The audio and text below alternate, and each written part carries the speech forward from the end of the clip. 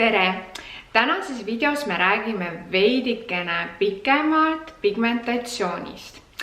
Kui me räägime pigmentatsioonist, siis me võime rääkida hüperpigmentatsioonist ehk siis, et pigmenti on võrreldes muu nahavärvusega liiga palju või hüpopigmentatsioonist ehk siis nahal on justkui heledad pigmendita laigud. Tänases videos me räägime hüperpigmentatsiooni ühest põhjusest ja ühest kõige sagedasemast põhjusest. Hüperpigmentatsiooni põhjusi on küll ja veel ning tulevikus kindlasti ma plaanin rääkida veidikene pikemalt ka nendel teemadel.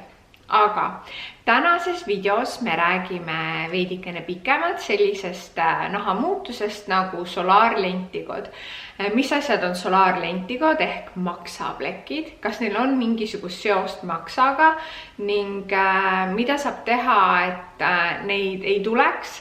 Või siis kui nad on juba olemas, kuidas neid vähendada. Kui konkreetne teema huvitab teid, siis jätkake selle kanali vaatamist. Mis asi on solaarlentigo? Solaarlentigo on ümbritsevast nahast tumedam, teravalt piirdunud, tumedam laik. Ta võib olla, ütleme, helekollane, täiesti tume pruun ning tegemist on väga sageda probleemiga, mis tekib tavaliselt päikesele allutatud kohtadel ehk siis nägu, dekoltee, turi ja käed. Miks nagu piirkonnad juba teile ette võivad öelda, siis liigsest UV-kiirgusest ning kui ma kunagi tegelesin rohkem dermatoskoopiaga ja võtsin patsiente nahakasvajate osas vastu, siis väga sagedasti oli see, et kui ma ütlesin patsiendile et see on siis liigsest päikesest tingitud nahamuutus, siis väga sage vastus oli see, et aga ma ei ole enam 10 aastat päikest võtnud või 5 aastat.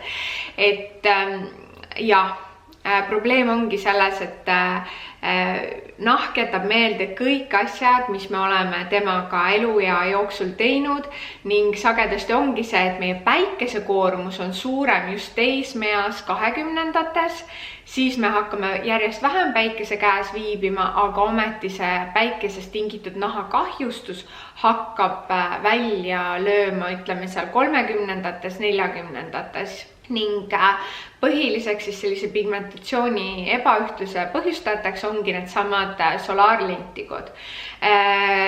Need on ohutud ja nende pärast muretsema ei pea. Küll aga alati ei ole see diagnoosimine nii lihtne. Kuidas diagnoosimine käib? Nagu enamike nahaprobleemidega, siis kõige tugevamaks dermatoloogi diagnostikameetodiks on tema silmad, aga väga olulisel kohal on ka dermatoskoop, sest et näiteks teatud juhtudel solaarlentigod võivad olla väga mitmevärvilised ning et mitte maha magada mõnda muutunud rakku, siis on olnud juhuseid, kus on vaja võtta sellest veidikene kahtlasest koldest selline pisikene nahatükk ehk biopsia, vaadata need rakud üle, et olla 100% kindel, et tegemist on ohutu nahamuutusega. Miks konkreetne nahamuutus tekib, on see, et naha pigmendirakkude arv suureneb ning tekib siis ülearune melaniin. Rahvapäraselt kutsutakse neid ka maksaplekkideks ning kui maksast rääkida, siis mul tuleb meelde üks väga tore patsient, kes ütles, et ta käis ühe muu probleemiga vastuvõtul ja ütles, et jah, et apteeker oli talle öelnud, et vaadaku ta oma käsi, et seal on kõik maksaplekke täis, et ennem ta ei saa ühtegi asja enda organismis korda, kui ta ei ole oma maksaga tegelenud. Siis tegemist ei ole maksaplekkidega selles osas, et see ei näita maksa ainevahetuse osas mitte midagi. Solaarlentigodel ehk siis maksaplekkidel ja maksal ei ole mitte ühtegi ühist joont, välja arvatud nende nimi ja arvatavasti see maksaplekkide nimi on tulnud lihtsalt nende värvusest, et nad võivad tõesti oma värvuselt siis meenutada maksa. Aga maksa pärast muretsema ei pea, kui solaarlentikod nahal on ning mingisugust sellist suurt maksapuhastust ette ei pea võtma, et toidulisandite tarbimise kõigega tasuks jääda mõistuse piiridesse ning alati kuulata, mida räägib perearst, sest tõesti sagedasti sellised toidulisandid, mis lubavad puhastada maksa ja neerusid, kuid ei ole siis ütleme arstide poolt soovitatud, siis pigem suhtuda sellesse veidikene ettevaatlikumalt ja kui on plaan selliseid asju ette võtta, siis ennem küsida perearsti käest, kas see on tõesti vajalik. Suure tõenäosusega ei ole. Aga kuidas neid ravida? Kas nad kaovad ise ära? Ei kao. Osad kasutavad solaarlentikode raviks ka krüoravi, kuid sellisel juhul peab olema hästi ettevaatlik, sellepärast et võib juhtuda see, et selle külmutamisega tehakse liiga ka oma melanotsüütidele ning see siis põhjustab hiljem hüperpigmenteeritud laigu asendumise hüpopigmenteeritud laiguga ja ma ei usu, et patsiendid selle üle väga palju rõõmsamad on. Teine variant on kasutada selliseid pleegitavaid kreeme. Tugevamad pleegitavad kreemid on kindlasti retseptiravimid, aga häid tulemusi oleme saanud ka IPL-iga ehk valgusraviga ning teatud laseritega.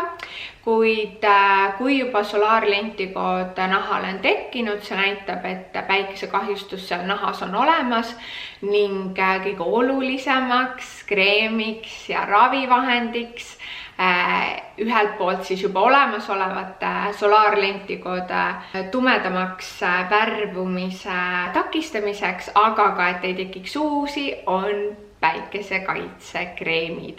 Ühesõnaga, ma loodan, et te saite teada tänases videos, missugused näevad välja solaarlentikod.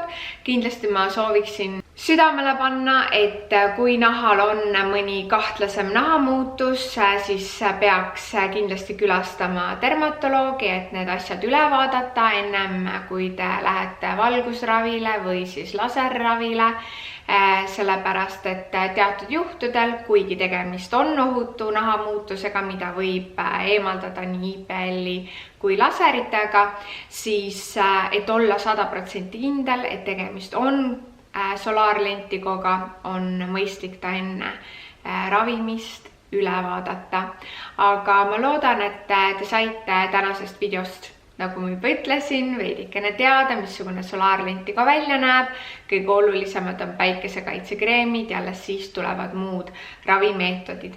Ise nad kahjuks ära ei kao, aga kui te olete veel noor ja ühtegi solaarlentikot ei ole, siis ma paneksin südamele, et päikest tarbida väga-väga mõistlikult, sellepärast et teie nahk kunagi tänab teid. Aga aitäh teile ja kohtume juba paari nädala pärast.